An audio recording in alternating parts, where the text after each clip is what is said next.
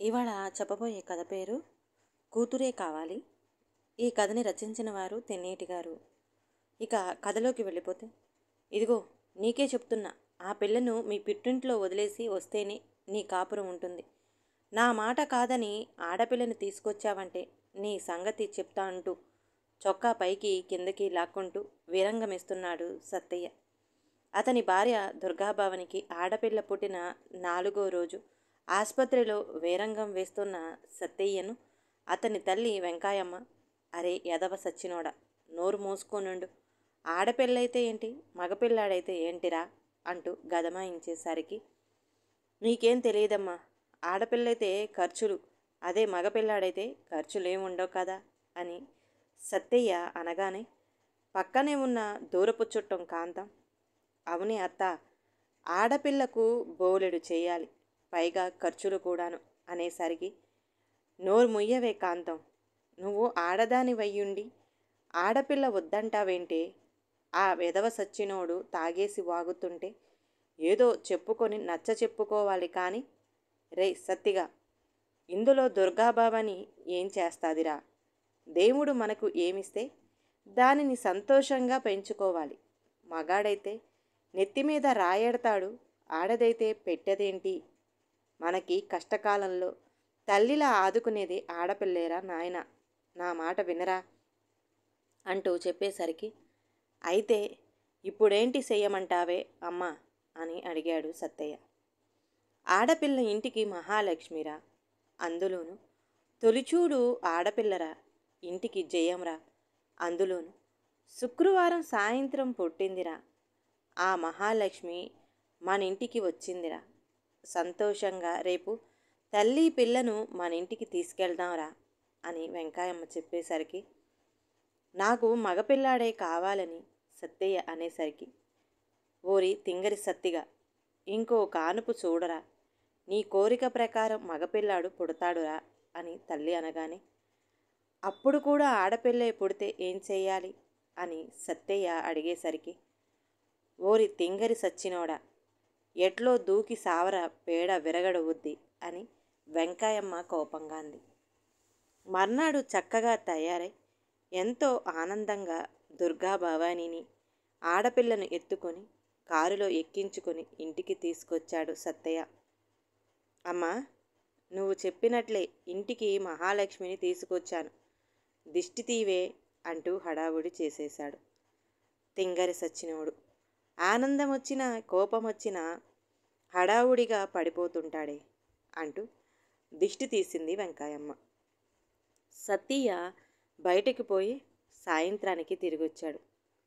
అమ్మా, నువ్వు చెప్పినట్టుగానే ఆ మహాలక్ష్మి పుట్టిందమ్మా, ఇదిగో దుర్గా భవానీకి ఈ పిల్లకి మహాలక్ష్మి అని పేరెడదాం, ఈ చిట్టి తల్లి మన ఇంటికి వచ్చింది, నా అదృష్టం పండింది, మీరంతా ఒకసారి బయటికి రండి, నా మహాలక్ష్మిని కూడా తీసుకురా అంటూ తెగ హడావుడి చేస్తుంటే, ఏదో నిర్వాకం వెలగబెట్టి కొంపల మీదకి ఏం తెచ్చాడో ఏంటో ఈ కంగాళి సత్తిగాడు అనుకుంటూ గాబరాగా వెంకాయమ్మ వెనక దుర్గాభవాని పిల్లనెత్తుకొని బయటకొచ్చారు.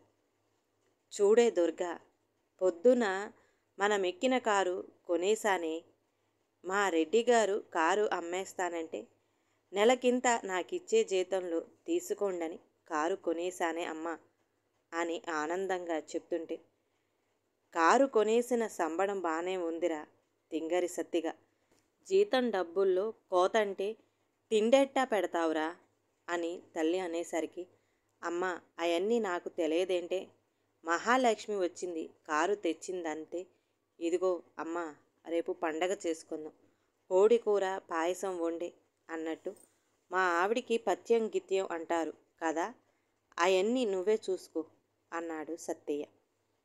ఊరికే అన్నారేంటిరా, బిడ్డొచ్చిన వేళ గొడ్డొచ్చిన వేళ అని, ఆడపిల్ల పుట్టింది, మా సత్తిగాడికి కలిసొచ్చింది, కారు కొనేశాడని తల్లి కూడా సంబరపడింది. ఓ ఏడాది పోయాక కారుకి యాక్సిడెంట్ అయింది, సత్తయ్యకు కాలు విరిగింది, మొత్తం ఓ 25,000 ఖర్చయింది. ఇంట్లో ఆడపిల్ల పుట్టింది, దరిద్రం పట్టింది, ఆ రోజే వదిలేయమంటే వదలకుండా తీసుకొచ్చిందంటూ ప్రతిరోజు గొడవ చేస్తున్నాడు. ఆడలాగే వాగుతుంటాడమ్మా సోంబేరి సత్తిగాడు. ఆడి మాటలు పట్టించుకోకమ్మా. ఇంటికి ఆడపిల్ల మహాలక్ష్మినమ్మ అంటూ తల్లి వెంకాయమ్మ కోడలు దుర్గాబాబాయిని సముదాయిస్తుంది. ఇలా గొడవలు పడుతుండగానే ఇంకో ఏడాది గడిచింది. దుర్గాబావానిని కాన్పుకు ఆసుపత్రికి తీసుకొచ్చారు. ఇదిగో దుర్గా, ముందే చెప్తున్నాను, ఈసారి మగపిల్లాడైతేనే ఈ టపాసులు కాల్చుకుంటూ నిన్ను ఇంటికి తీసుకెళ్ళి పండగ చేస్తా. ఆడపిల్లయితే ఇదిగో ఈ టపాసులతో ఇక్కడే అంటూ సత్తయ్య చెప్పేలోగా లాగి ఒక్క లెంపకాయ కొట్టి, పో అవతలికి, ఎప్పుడేం మాట్లాడాలో ఎప్పుడేం చెయ్యాలో తెలియదేంట్రా చేతకాని సత్తయ్య అంటూ తల్లి సత్తయ్యను బయటికి గెంటేసింది. సాయంత్రానికి, రే సత్తయ్య, ఈసారి మగపిల్లాడు పుట్టాడురా అంటూ తల్లి చెప్పిన కబురుకు తెగ గెంతులేసేస్తుంటూ టపాసులు ఆసుపత్రి ముందు కాల్చేసి ఆనందపడ్డాడు. 4 రోజులు పోయాక దుర్గాభవానిని మగపిల్లాడిని కారులో ఎక్కించుకుని ఇంటికి తీసుకొచ్చాడు. ఏమీ దుర్గా, నువ్వు నా బంగారానివే, నాకిష్టమైన మగపిల్లాడిని కన్నావే, వీడికి ఆనందం అనే పేరు పెడదామే అనగానే, ఒరే హడావుడి తగ్గించరా బాబు, తట్టుకోలేకపోతున్నాం, వీడికేం వచ్చినా భూమి మీద నిలవడు కంగాళీగాడు అంటూ తల్లి వెంకాయమ్మ అంది. చిన్నగా మొదలైన సత్తయ్య సంపాదన పెరిగి ఓ 4 కార్లు కొని కిరాయికి తిప్పుకోసాగాడు. ఆడపిల్లకు చదువెందుకు, పెళ్లి చేసి పంపేయాలి కదా, పెళ్లికే బోలెడు ఖర్చు అవుతుందంటూ మహాలక్ష్మిని చదివించలేదు. మగపిల్లాడు నెత్తిమీద రాయెడతాడు అనే ఆలోచనతో వాడిని కార్పొరేట్ స్కూల్లో చదివించాడు. కొడుకు ఆనందానికి చదువు వచ్చింది, ఇంజనీరింగ్ చదివాడు. కూతురు మహాలక్ష్మికి తన కారు షెడ్డులోనే పనిచేసే మెకానిక్ కళ్యాణ్కిచ్చి పెళ్లి చేశాడు. కొడుకు ఆనందం హైదరాబాదులో సాఫ్ట్వేర్ కంపెనీలో ఉద్యోగం కోసం వెళ్ళాడు. అక్కడి నుండి బెంగుళూరుకు, అక్కడి నుంచి అమెరికా వెళ్ళాడు. నెల నెల డబ్బులు పంపుతున్నాడు. సత్తయ్య తెగ ఆనందపడిపోతూ, చూసావేటే అమ్మ, నా కొడుకు ఇంజనీరు, అమెరికాలో ఉద్యోగం, నెల నెల నాకు డబ్బులు పంపుతున్నాడు, అది మగపిల్లాడంటే. అదే ఆడపిల్ల మహాలక్ష్మిని చూడు, పుట్టిన దగ్గర నుంచి ఖర్చులే కదమ్మా అని సత్తయ్య అనేసరికి, ఓరి తింగరి సత్తిగా, నీకు బొత్తిగా లోకజ్ఞానం లేదురా, తెల్లనివన్నీ పాలు నల్లనివన్నీ నీళ్ళు అనుకుని ఎర్రి సత్తిగాడివిరా నువ్వు, నీ కొడుకు సంగతి నాకు చెప్పమాకు అని తల్లి చిరాగ్గా అనేసరికి, అదేమిటే అమ్మ అలాగంటావు, మగపిల్లాడు పుట్టాలని ఇన్ని కలలు కన్నాను నీకు తెలవదా అని సత్తయ్య అన్నాడు.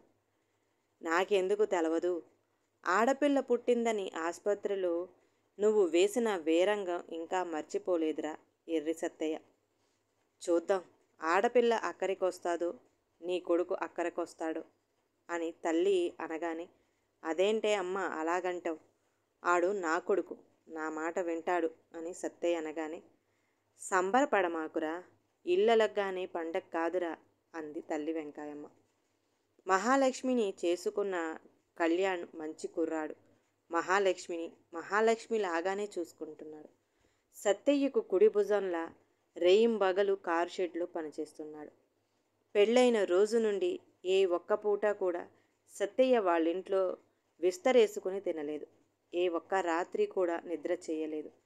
పండగ వస్తుందంటే సత్తయ్య కుటుంబాన్ని తన ఇంటికి తీసుకొస్తున్నాడు కళ్యాణ్. ఆనంద్ ఇంతకు ముందు రోజుకు 2-3 సార్లు ఫోన్లు చేసేవాడు. నెల నెల డబ్బులు పంపేవాడు. 2 ఏళ్ళు బట్టి డబ్బులు పంపటం లేదు. ఫోన్ కూడా నెలకొకసారి చేస్తున్నాడు. అదేమిట్రా అంటే, ఆఫీసులో పని ఎక్కువైందంటాడు. జీతం నాకే చాలటం లేదు, మీ దగ్గర నుంచి డబ్బులు తీసుకోకుండా ఉంటే నేను మీకు పంపినట్టే అని అంటాడు.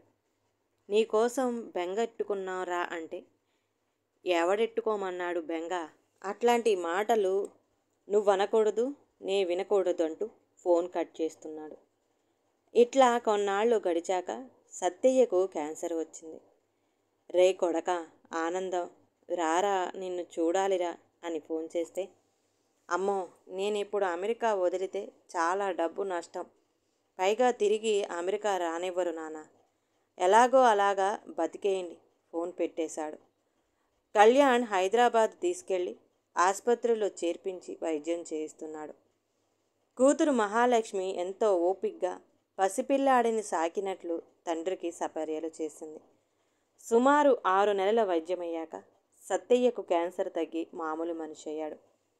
ఈ 6 నెలల్లో కొడుకు ఆనందం ఒక్కసారి కూడా ఫోన్ చేయలేదు. ఒకసారి తల్లి దుర్గాభవాని ఫోన్ చేస్తే, అమ్మ నాన్న వయసు అయిపోయింది, క్యాన్సర్ వచ్చినవాడు ఎలాగూ పోతాడు, ఆయనకు వైద్యం చేయించి డబ్బులు తగలేయకండంటూ ఫోన్ పెట్టేశాడు. ఈ మాటలు వెంకాయమ్మ, మహాలక్ష్మి, కళ్యాణ్ అందరూ విన్నారు. హైదరాబాదు నుంచి ఇంటికి తిరిగొచ్చాక, రే సత్తయ్య నీ మీద జాలేస్తుందిరా, మగపిల్లాడు కావాలని ఆడపిల్లను కన్నదని ఆ రోజు పెళ్ళాన్ని వదిలేస్తానన్నావురా, ఇప్పుడు చూరారా ఆడు ఏం చేశాడు, నీకు క్యాన్సర్ అని తెలియగానే ఆడు నీకు వైద్యం చేయించొద్దు అన్నాడురా. ఆడబిడ్డ మహాలక్ష్మి చూడరా నిన్ను పసిపిల్లాన్ని సాకినట్టు సాకిందిరా. రే నువ్వు బాగుండాలని ఈ 6 నెలల్లో మహాలక్ష్మికి కడుపొస్తే నీకోసం కడుపునే త్యాగం చేసిందిరా.